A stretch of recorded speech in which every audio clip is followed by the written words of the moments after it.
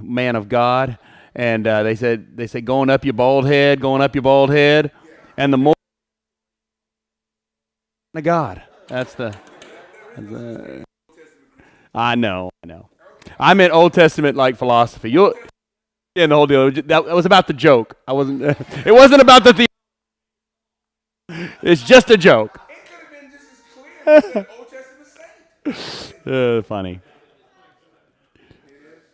My mic is. Oh. Okay, let me give you mine. This one. So. I tell you what, no. Just stay where you are. We won't have to have you.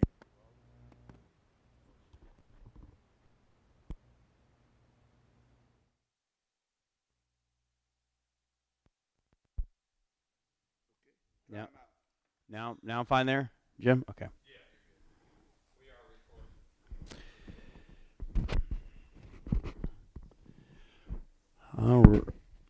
All right. Everybody good? Well, good. Well, thanks so much for the opportunity. Thank you, David, for allowing me to be a part of this. I always enjoy when I get a chance to join in with the fellowship, whether it be, the occasional lunch that I get the chance to be a part of, or listening to the messages afterwards. There are so many that have been impactful to me. So many things that have been foundational to my understanding that God has allowed David to kind of walk me through that season. I don't want to necessarily use the word mentor, but to walk me through the season. Certainly the last 20 years, he mentions that as if we just met each other 20 years ago. It was a divine appointment, and I'll actually talk a little bit about that in a minute. So thank you for being here. Thank you for all of you that are joining us on video. We're glad that you have chosen to be a part of this as well. So today's going to be a little bit different. It's going to be extremely personal, and I think it's going to be important because I'm going to explain to you how our Heavenly Father has shown me who I am. I can only give what I've received. I can only go as far as my understanding will allow me to go. And I recognize along the way there are things that I'm going to go, oh wait, that wasn't as far as I needed to go. I needed to go to this step and to that step. And as long as He's got me here, I suspect there's a deeper understanding of what I need to know. So I'm going to let you know where I am right now. Sound good? Okay. So we're going to do two talks today, both of them somewhere in the neighborhood of 35 to 40 minutes, and but you have to listen to both of them. So if you're watching online and you watch this video, you need to make sure that you're going to watch the next video as well, because if not, you're going to think, okay, that was interesting, but it left us kind of hanging a little bit. So does that make sense? Okay. So I've been sharing with our team of ministers, and when I say ministers, I'm talking about the professional paid individuals on our team. We have about 56 full-time, and then we've got about 38 interns. And so I've been trying to share some things with them, and it can be extremely frustrating as you share these things because you can't make them get it. You can't make somebody see. You can't open somebody's eyes for them spiritually because I'm not divine. Well, I guess in one sense, but I'm not divine. I'm not divine. I'm not able to do that. That's up to God. And so, but here's the problem. The problem is kind of seen clearly, and you can find it. And anybody know 1 Corinthians chapter 2, verse 14? Anybody know that verse? Anybody know that? It says this, but the natural man does not receive the things of the Spirit of God, for they are foolishness to him, nor can he know them, because they are what, David? They are spiritually discerned. And so once again, just trying to convince someone with an intellectual argument is not really what we're trying to do in our faith. Doesn't mean that intellect is unimportant, and we'll talk about that extensively here in just a moment. But in my 53 years of life, there's been a lot of external activity, lots going on around me. They're observable, and really anybody can identify those particular things, whether they be church experiences or educational milestones, family changes. If you've got an IQ of probably about 70, you would be able to see and go, oh, look, he's a married person. He's a father. He's a white man. He is a pastor. You would be able to observe these particular things. He graduated from Baylor. He graduated from Southwestern. You could obviously identify all these things. It doesn't take someone who's really smart or someone with any ability to see other than just a basic IQ of probably about 70, maybe even 60, you could recognize it. You could see those activities. You could see those achievements. Everybody could recognize those things. But today I stand here with more than physical eyes, and I hope that you have more than physical eyes as well. That's a good point. I'll stand. Now I'm standing. No, there you go. That's it. That's physical eyes. True. Thank you. So I want to take you on the inside. I want to talk a little bit about what's happening inside the container of David Griffin, and I think it'll get us to a place where we can understand something that could be really important to someone for the very first time, whether it be in the room or online. Regardless of where you are, there's more to see. There's more understanding. There are depths that the Father is taking us to that we have not gotten to yet. So the problem started really early in my own life, and it started in a pursuit of the wrong gospel. Now that sounds strange and probably a little harsh, but I'll explain it a little, kind of spend some time, mainly in this first session, explaining what that looks like, and then we'll talk about what the issue really was, okay? So Galatians chapter 1, verses 6 through 9 says this: I am astonished that you are so quickly deserting him who called you in the grace of Christ and are turning to a different gospel.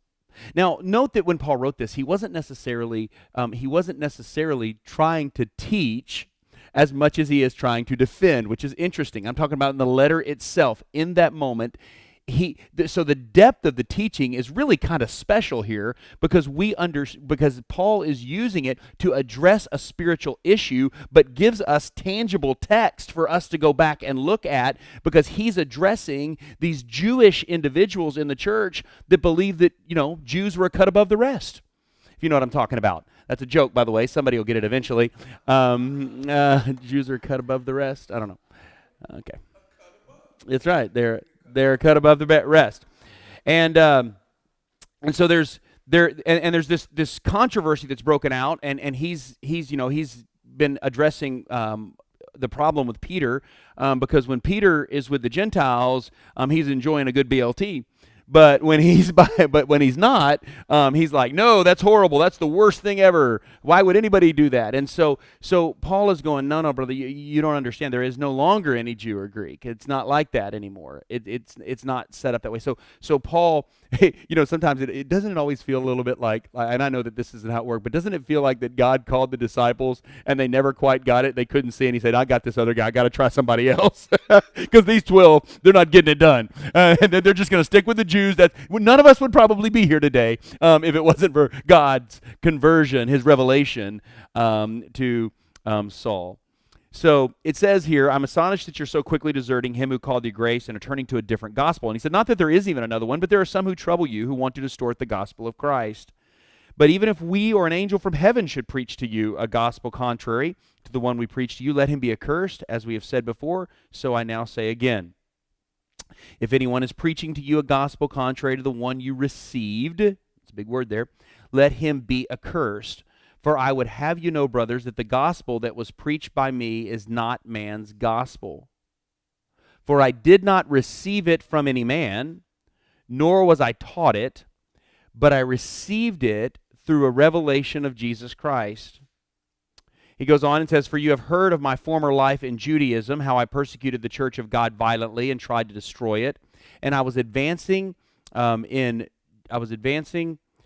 Judaism beyond many of my own age among my people. So extremely zealous was I for the traditions of my fathers. But when he who set me apart before I was born and who called me by his grace was pleased to reveal his Son to me, in order that I might preach him among the Gentiles, I did not immediately consult with anyone. And you probably know this is when he goes to Arabia, and he is tutored by the Holy Spirit for 3 years. And then he explains how he gets involved in ministry. So I want to talk about this for a second. There's a couple of things that need to be pulled out of this. First of all, I want to explain to you what I mean by another gospel and how I had embraced another gospel. But it was progressive. It wasn't just one gospel. The first gospel I grew up with, if you were taking notes, you can write down, was the moral gospel. That was the very first gospel that I kind of grew. It was legalism, the law, whatever you want to call it. And my commitment and usefulness was determined by how uprightly I actually lived. That was the definition, right? As to how serious I was about my faith was determined by how morally I lived my life. And so, as a matter of fact, I was trying to think, how would I characterize this? And this is what I would say. A mature Christian was a well-behaved Christian.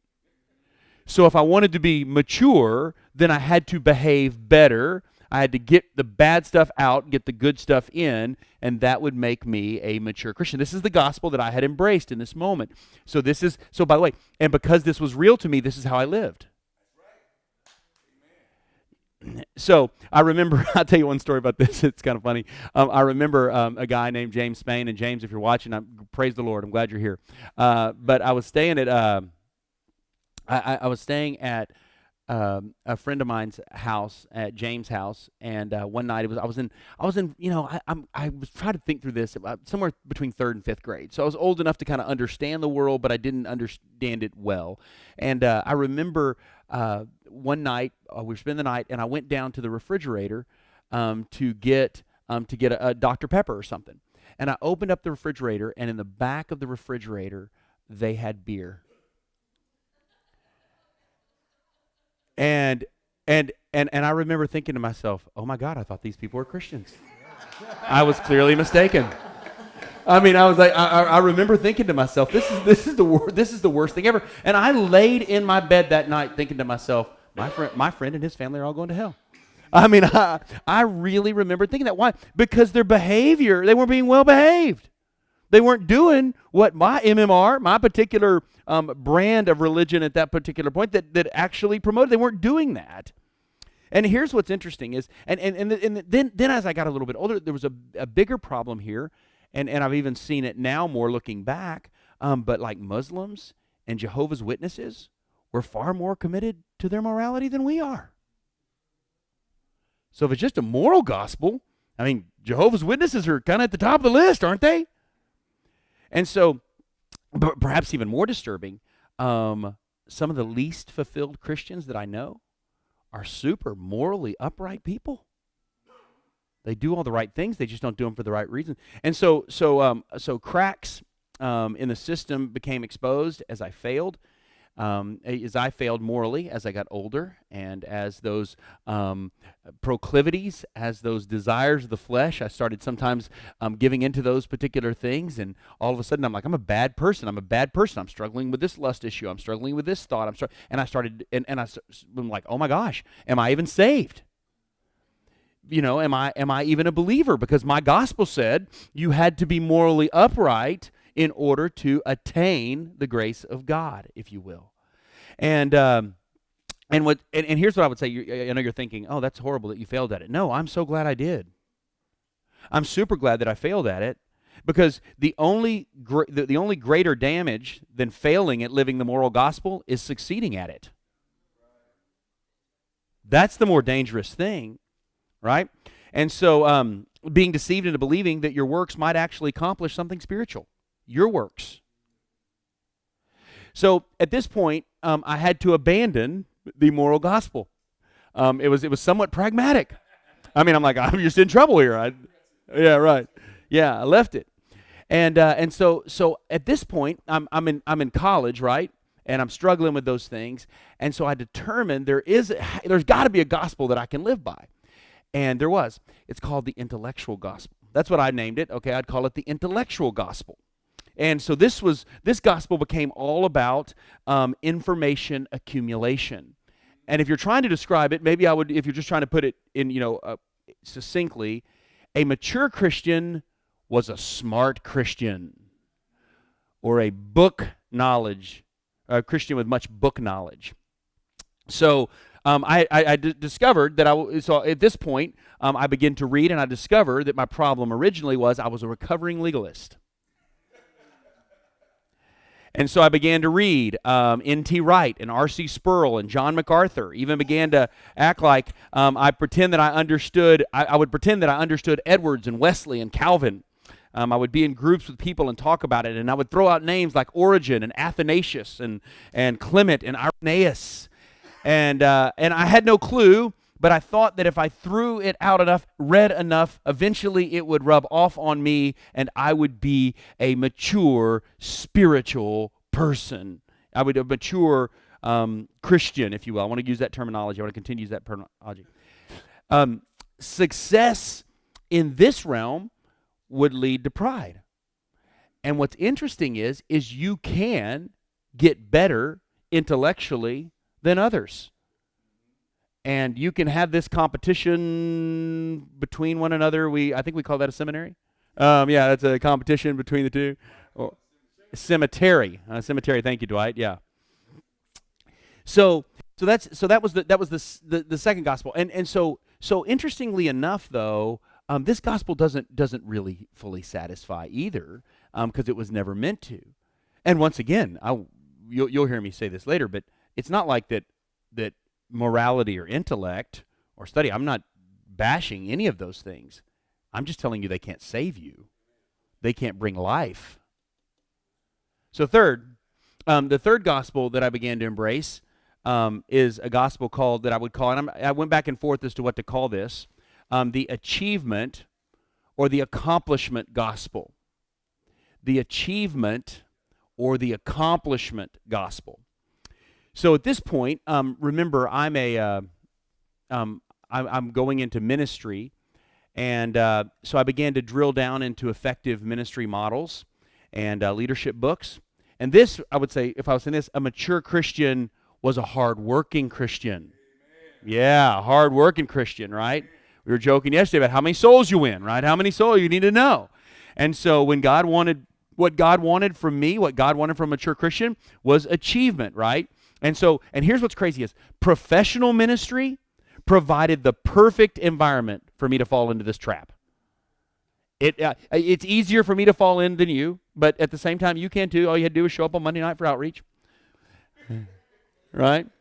All you had to do was to get enough little stars, teach a Sunday school class, get into ministry, join the dream team, whatever it is that you do. All those things are important. So I began to ask the questions. How many people are attending? How much money? How about per cap giving? Pastoral visits? How many baptized? It all gives me a matrix by which I or we could somewhat empirically quantify my success as a Christian. It became about my work and not about his. And once again, I'm not bad-mouthing achievement. I'm just telling you there's no life in it.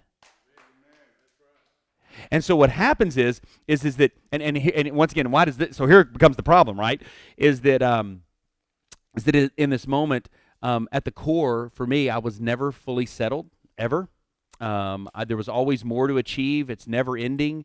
It's kind of this fear-driven life of striving for more and more and more, right? Because y'all recognize that if you win 10 people to Christ at the state fair this year, you can work harder and win 12 next year. And that's the problem with the achievement gospel is you can just keep going and going and going and going. And it's not about becoming. It's not about living who you are. It's about attaining something new for yourself. You see, that's what the achievement gospel actually does. And here's what I would say. Again, I'm not bad-mouthing morality or intellect or even achievement. They just don't have life, and they are below the line. You might say, what does that mean? Well, you can actually gain the world and lose your soul. I didn't write that. I stole that. But you know what's interesting is that quote by Jesus doesn't only apply to the world of personal finances. It's just as true in the church world. It really is. So let me give you the story. And like I said, a lot of this first part is really personal. So I'm just kind of walking you through this, and the second part, after we come back, we'll take you and help you understand where I arrived. But the story is what I would have never referred to it as this beforehand, but my revelation of Christ. And I'm not sure if I've ever shared this with this group, or maybe little pieces of it, and I'm going to share just a little bit of it because I think it's important for you to understand how this progressed for me to all of a sudden move to what I would call the spiritual gospel, which is real close and a gateway to the real gospel. So let me talk for a minute about how I got to the spiritual gospel. This moment, I was with the fellas. I was in Atlanta, and there was this moment. I was sitting in this hockey arena, and a guy named Chris Tomlin. You may have heard of him. He's a singer. Chris Tomlin's singing a song. He's playing keyboard. He sang a song, and a guy named Louis Giglio gets up to share. And it's a leadership conference. And Louis said, I have no idea what I'm going to tell you because I'm not much of a leader. I'm more of a follower. And he said, so if it's a leadership conference, I'm just going to take you to the cross.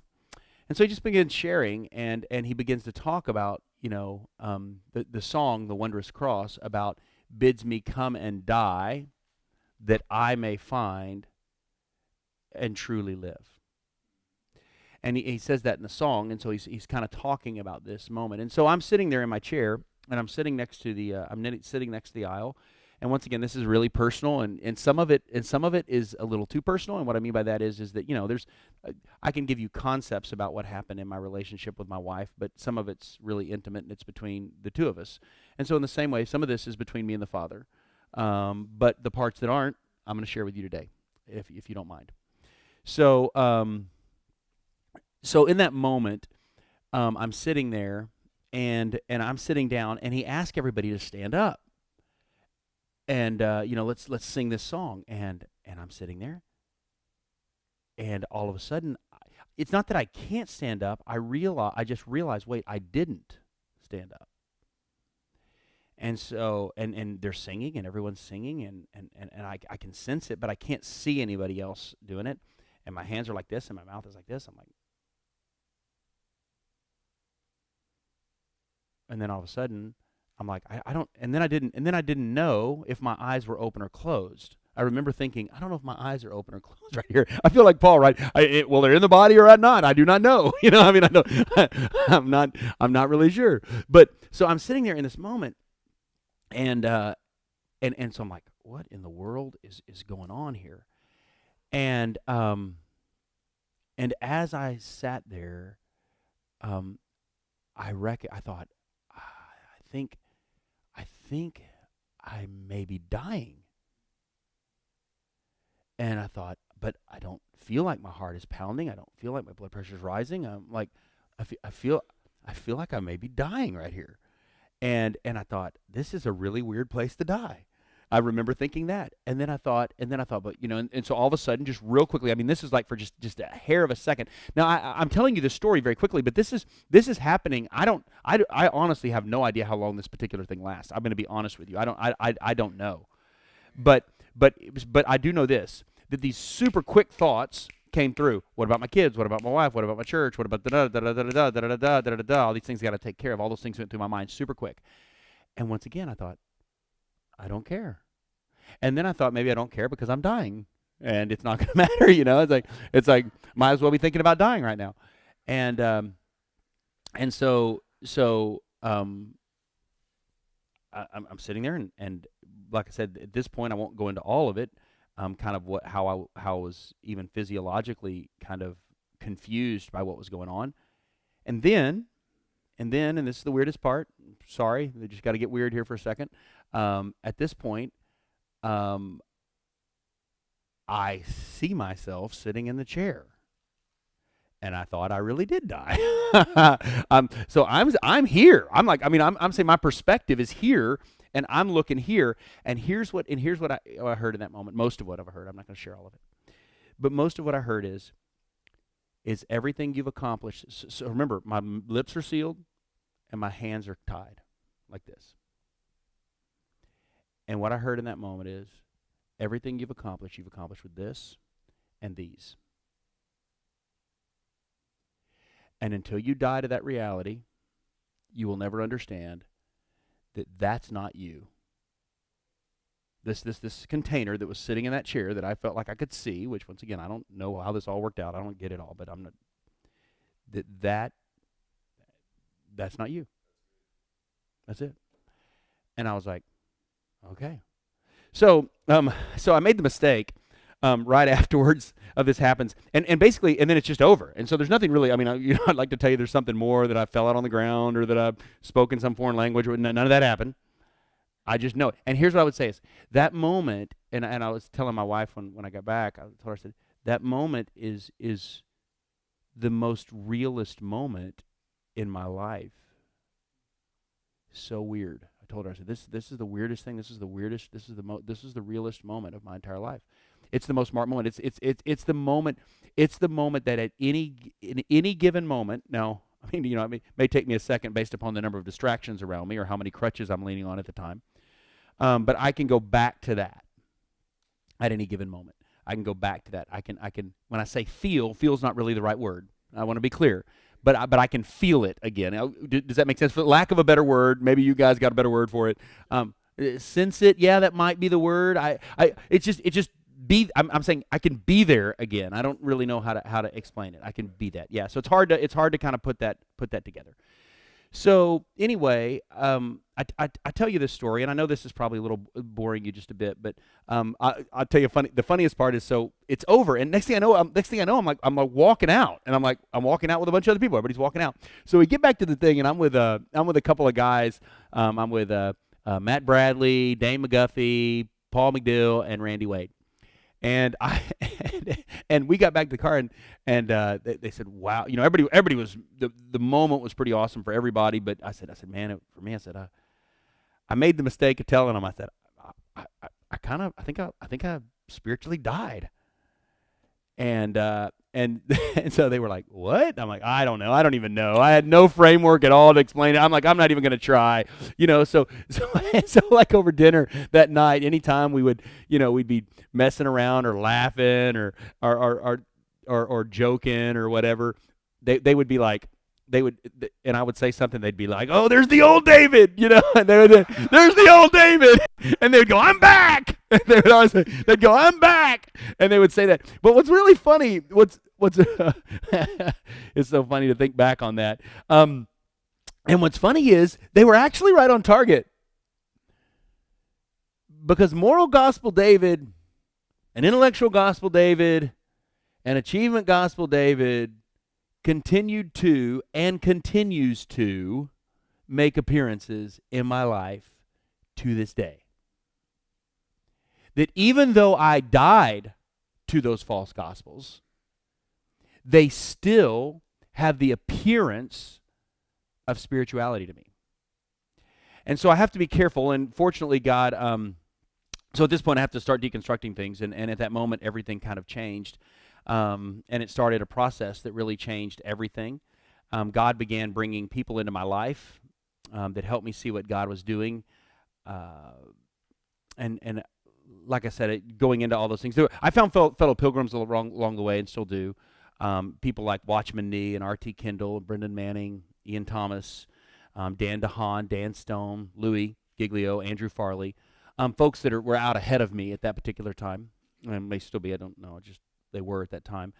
But fortunately, in obedience, a very tall black man listened to the call of the Father and went to a church that it almost makes no sense whatsoever that he would end up going to.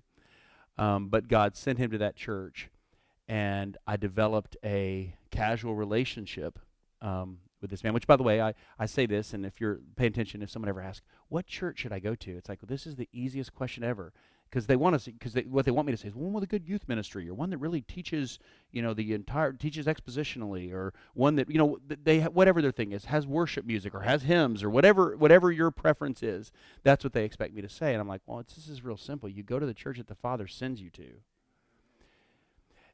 And the reason you do that is the reason that this very tall, spiritual man that lived in a black body was sent to that place, at least in part, was because we developed a bit of a friendship, talked several times, and then we went to Rockfish. Remember that? Were you there too at that Rockfish? I started telling David, so I don't even really know why, but I tell him this. I start telling him this, and about what had happened, but I wasn't really telling a whole lot of details. And he asked a couple of questions, and next thing you know, I'm like, oh, I didn't think I was going to share this, you know. But here's the thing: is I didn't have the capacity to understand what God was doing in my life. Nor did I have the capacity to understand what he was doing, in the days ahead, and where he was going to ultimately take me. What if, and all of a sudden, he asked me really early on. He said, "Hey, can you? I've been working on this little booklet, this In Christ booklet, and the title of it was See-Througher." See-through, remember that? Mm-hmm. And it just had a bunch of verses which talked about in Christ or in Him or whatever, and he just put it together, and just a little thing up front, and talks about seeing through. And so for the very first time in my life, I began to examine what it means to see through the physical into the spiritual. And as I read that book, I don't even remember anything specifically that it said. It wasn't a whole lot of writing. Most of it was verses. It was just a chapter or so of writing. And so as I was reading through that, I started saying, man, I need to see through things. Because here's what I thought. So whatever it is that's in front of us, right here in front of our face, right? There's, and this can be anything. And quite frankly, all of us have these at all different times. So this can be your financial situation. This can be a health issue. This can be a family or relational issue, whatever it is that's right here. And what we tend to think is, oh, we need some perspective. We need to see, we need to move this so we can see further out here. Okay, we need to be able to see more out here. This is what we tell people, right? That, oh, you need some perspective. I understand that you're struggling relationally, but God is blessing you in this area or something like that. But here's the problem with this. The problem with this is that we get all the way as far as our arms can reach, if you will, in this physical world. But there's a whole different realm. There's a whole different thing. It's not just merely what I'm experiencing in this world. There's a spiritual reality that's going on all around me. And for most of us, we get caught up in what we can taste and touch and feel and see right here on earth. There's something that's bigger there. And this has been a real challenge for me because I had built some things that made me feel like a success in the physical world. But what if there was a spiritual reality that was more important and more importantly eternal, that's bigger than what we experience right here in the physical world? So, what if I missed it all? What if I missed the spiritual gospel? And then I look around me and think of all the other people that are missing the spiritual gospel, and that their gospel stops at the moral gospel or the intellectual gospel or the achievement gospel, or maybe they skip around. It doesn't have to be that. There are probably others. There are many others. We know of them. There's the social gospel. There's the Christian nationalist gospel. There's the you name it, right? There's the justice gospel. There's all different kinds of gospels along the way. So it says in 2 Corinthians 4:18, you know that one, Dave? 4:18. Yep, we do not look at the things which are seen, the things that are unseen. For the things which are seen are temporary, but the things which are not seen are eternal. Listen, everyone in this room, and probably most of you online, but maybe not, are old enough at this point that you recognize that you can't stay here. I mean, like here. I'm not talking about in the house. I'm talking about in this container that you live in right now. And all of our, what's that? Yes, right. You are, and our containers that we are living in are wasting away. Right? Whether it be through health issues or maybe even issues we don't know, health issues that we're aware of or health issues we're not even aware of. The bottom line is none of us get to stay here. So how crazy is it that we would allow ourselves to not appreciate this verse that says the things that are seen, they are temporary, but the things which are not seen, they're eternal. And this is what I keep trying to talk to our staff team about. Is like, listen, guys, I'm telling you, I know what is right in front of you, that big youth ministry event that's about to happen. It is real, and I recognize that it is pressing, but it is not. In other words, the physical world does not dictate the eternal. The eternal world dictates the physical. You've got it backwards. You think that if you do it right in the physical world, it'll have some impact in the eternal. The problem is you've got to start in the eternal. You've got to start in the spiritual in order to get it here in the temporal. You see, we get it backwards, don't we? And that brings us to what I will call the end of this lesson, but let me just start it. Can I start it? Can I tease you for the next lesson? Okay. All right. Let me show you what we got here. There is a giant line. And in this line, this world down here is seen. Okay? And this world here is unseen. Okay? Now, this world right here, we just read it, is eternal.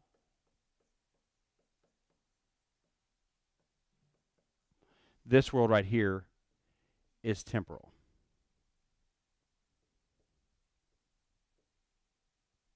Okay? This world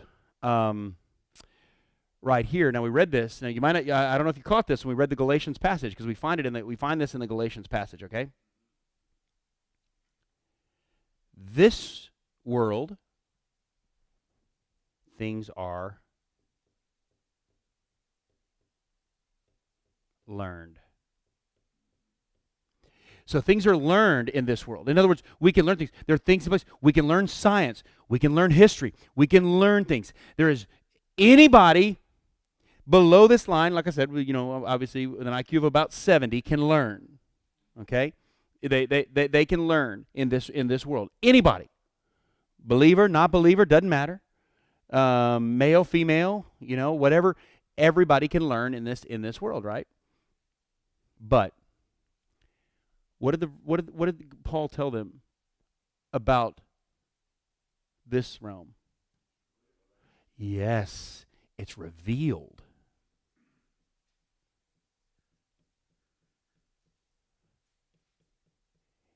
It's revealed. Now, I'm going to stop right here because there's more to this. There's one more thing, and you probably could have others, and maybe the Father will give me more later. There's one more that we're going to talk about in our next one. Something that's different above the line versus what's true below the line. And we're going to do that right after this. All right. Thank you, guys. It's a commercial break.